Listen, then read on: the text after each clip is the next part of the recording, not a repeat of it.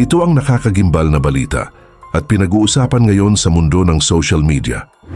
Ayon sa datos ng sumbong sa pangulo.ph, mayroong mahigit 140 flood control projects na naitala sa Laguna mula 2022. Sa kabuuan, nagkakahalaga ito ng 8.5 billion pesos. Kung susumahin, pinakamaraming nakuha ang 8 sa 9 na kumpanya ng mga diskaya, na aabot sa 24 projects o halos 2 billion pesos. Ibig sabihin 1/4 ng pondo para sa flood control projects ng lalawigan ay diskaya ang humahawak. Pero bago tayo magpatuloy, kung bago ka pa lang sa aking channel ay huwag mo nang kalimutang mag-like, comment at mag-subscribe para lagi kang updated sa mga bago nating video. Hindi lang isa o dalawa, kundi 9 na construction firms pala ang pagmamay-ari ng pamilya Diskaya. Inamin ito ni Sara Diskaya sa kabila ng lantarang pagtanggi sa koneksyon niya sa ilan sa mga ito. Sa 9 na kumpanya, Chief Operating Officer ang asawa niyang si Curly sa 6 nito. Base sa calling cards na binunyag ni Senator Risa Hontiveros, ang pamangkin ni Curly na si Romalyn Mando, ang manager ng St. Timothy, habang ang pamangkin niyang si Mari Tony Miligrito, humahawak naman sa Elite General Contractor. At ang panganay naman ni Sara at Curly na si Gerard, kontrolado ang Waymaker OPC, itinanggi naman ni Sara Diskaya sa pagdinig ng Senado na yumaman sila sa DPWH contracts kahit na nag-viral ang kanyang video kung saan sinabi niya mismo dito na guminhawa ang kanilang pamumuhay simula nang mag-DPWH sila. At narito, panoorin pa natin ang buong video. Diskaya, saan niyo ba kinukuha yung mga coaching imported, mga luxury cars? Ang balita ko, dun sa interview mo, binili mo yung isang Rolls Royce dahil nagandahan ka sa payong. Tama ba? Sir, yes po. Samantalang, ilan yung luxury cars mo? Nasa 28 po. 28 lang. Ano, Yes. ano ito mga ito? Rolls Royce, Ferrari? I don't have a Ferrari. Ano yung mga luxury cars? Lamborghini? No rin. Cadillac. Saan binili? Sagutin mo na. Saan mo binili? Sa dealer po. Sino dealer? Dito, local? Local dealer o sa abroad? Freebell Enterprises tsaka yung isa Auto Art. Dito, sa Pilipinas? Yes po. Hindi ka nag-import? No po.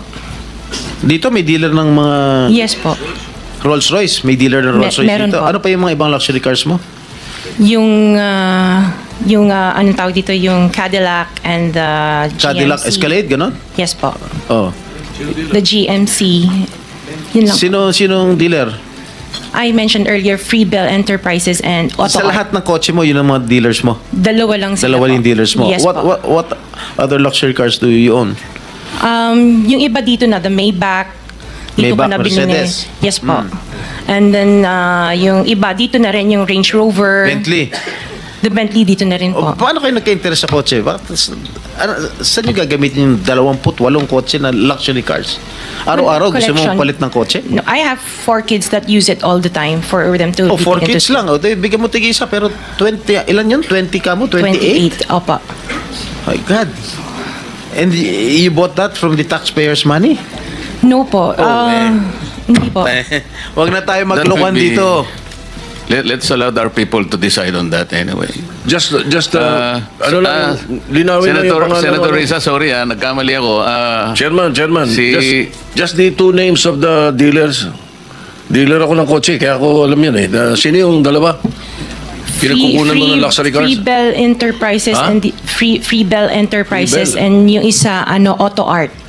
Auto Art. Yes po. Okay, thank you. Mr. Revalo, kanina, nandito ako kanina, umakyat na ako, pagbalik ko rito, nakatungo ka pa rin. Sino ba talaga kausap mo dyan? Gusto mo yung mic? Wala po, Your Honor. Pero ka ba abogado? Yes po, Your Honor. Ikaw may-ari ng Wawaw. Opo, Correct? Your Honor.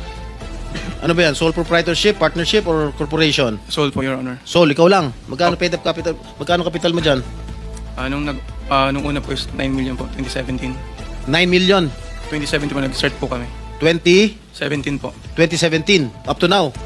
Hindi po. Sole proprietor pa rin hanggang ngayon. Apo. Okay. Paano ka naka-garner with 9 million as your capital?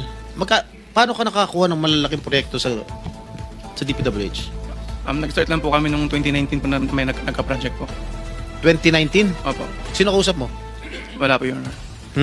Wala po. Wala kang kausap? Wala po. Okay. Involved ka sa Ghost Project? Your Honor, I invoke my right to self-incrimination, Your Honor. Ano nga? Pakiulit. I invoke my right for self-incrimination, Your Honor. What?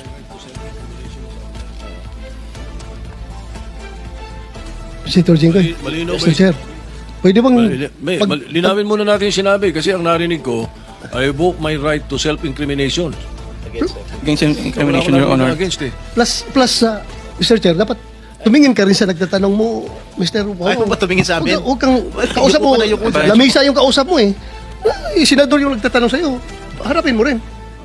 Thank you, thank you. Anong pangalan mo? Arevalo. Mr. Arevalo, meron kang abogado? Yes po, Your Honor. Is he here? He can give you legal advice. Yes po. Nandiyan ba, abogado mo? Nasaan ang abogado mo, Mr. Arevalo?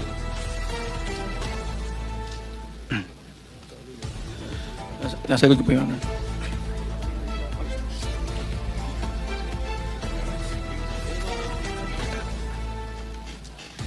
Hindi po.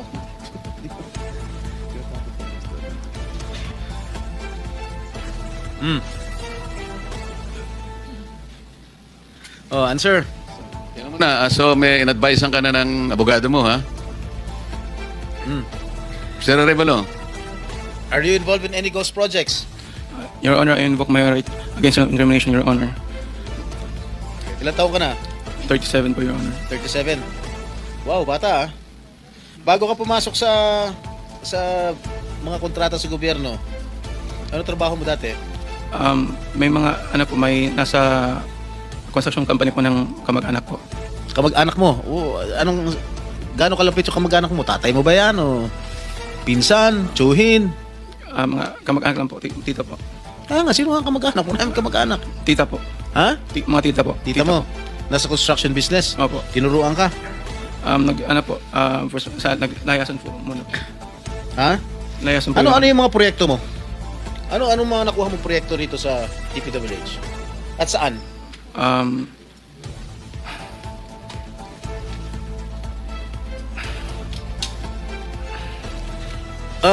Mr. Arevalo, alam mo, malamig na malamig ulo ko ngayon ha. Pero pag ikaw, tumingin ka ng tingin na sa cellphone mo, hindi ko alam kung ano binabasa mo dyan, humarap ka sa amin. Yes po, Your Honor. Ikaw may-ari nito, di ba? Yes po, O Your di Honor. dapat alam mo. Ano yung mga proyektong na-awardan sa inyo ng DPWH? At saan-saan? Ano po, Your Honor? Hindi ko po na alam po yung exact number po. Gusto mo ako magbigay sa'yo? Kung saan-saan yung mga project mo? Gusto mo ako magsabi sa'yo? Come on. You're wasting our time. It's already 1:45. May session pa kami alas 3. At marami pa magtatanong. that is what I was trying to advise everybody. Kasi po, gagamitin sa session mamaya to 3 o'clock. Kaya nililimit po namin ang sarili namin na magtanong. So, Mr. Chair, Senator kung hindi naman Jinggoy, sumasagot ito hindi sumasagot agad-agad dito, how can you deduct it from my time? Hey, Mr. Arevalo, sumagot ka Yes po, agad. Your Honor. Ha? Yes po. Oh, alin-alin yung mga proyekto na na-awardan sa'yo ng DPWH at saan-saan to? Meron po kaming sa QC po, sa Metro Manila First. Meron din po sa Quezon. Bulacan. Your Honor, I invoke my right against self-incrimination, Your Honor. Anak ng patingo. Tinatanong ko, how can my question incriminate you? Tell me. Tinatanong ko lang saan yung proyekto mo? I invoke my right against self-incrimination? Sorry po, Your Honor. Ha? How can that incriminate you? Tell me. Pinapainit ng ulo namin dito eh. may incriminate siya kasi nga, hindi niya may tuturo kung saan dahil ghost project siguro. Oh, Dahil po may mga usapin na may mga allegation po na mayroon nga pong anomalya. Kung magsasalita po ako, pwede po magamit laban sa akin. oo nga. Simple lang naman. Wala na ako tinatanong sa'yo kung ano. Tinatanong ko lang, saan itong mga proyektong na-awardan sa'yo ng DPWH. Ang dami mong binanggit na probinsya. Quezon, Ano pa? Ano yung binanggit niya? QC. Karamihan ito, Bulacan eh. Ba't di mo mabanggit ang Bulacan? Ha? Meron ka pa nga San Juan eh. Hindi pa binabanggit eh. Ha? Metro Manila First po yun, Your Ano? Honor. Sa Metro Manila First po yun, Your Honor. Metro Manila first? Yes po, San Juan po. Oh. Yun po yung pinakuha namin project 2019. Sige. Yung Bulacan, meron ba? Sagot. Your Honor.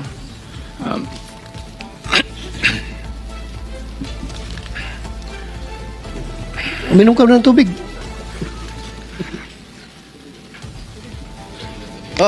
Ilan? Ilan?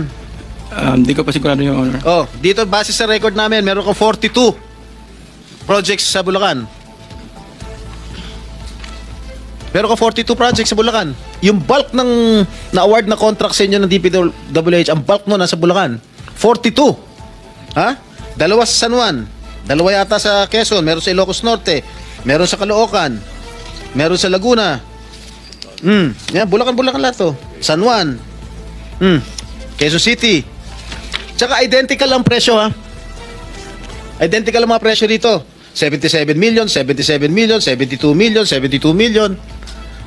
Sino ba? Bakit ganun? Lahat ba last and final question. Lahat Meron ba ng 42 projects above how Above? much? Yeah, 42 projects sa Bulacan, meron 90 million. Kaya nga, above 50? Yes, above 50 million lahat. So, Mr. Arevalo, kung 42 projects ito, 42 plunder cases ito eh. Kanina sinasabi namin sa inyo, kung nakikinig po kayo, makikipag-deal kami sa inyo na po pwedeng hindi na kayo ipoprosecute criminally, magturo na lang kayo. Kasi sa palagay namin, hindi kayo ang most guilty. Kapag nakapagturo po kayo nung mga kasangkot talaga dyan, na talaga sila naman ang talagang talamak na sa paggawa nito, anong malay ninyo? Baka imbes na criminal prosecution, wag na yun. Bayaran nyo na lang ang gobyerno, pero magturo po kayo. Para meron po tayong papuntahan talaga. Kasi kung ganito na lang tayo ng ganito, ikutan ng kito, mapipilitan po, puro plunder. Harapin po ninyo 42 plunder cases. Hindi po fair sa inyo yun eh. Alam namin, hindi lang kayo ang sangkot dyan. Marami ang kasangkot dyan. Kaya, yung abogado po siguro nag-advise sa inyo kung nakikinig. Tingnan nyo rin po na maganda rin offer para sa amin ito. Makakatulong pa kayo sa bansa. Matigil na po ito. Meron pa. Ilang minutes yung video? Meron ako ipapakita with the permission of the chair. Siguro 1 minute lang na video. Tingnan mo, Mr. Arevalo, kung project ng Wawaw to.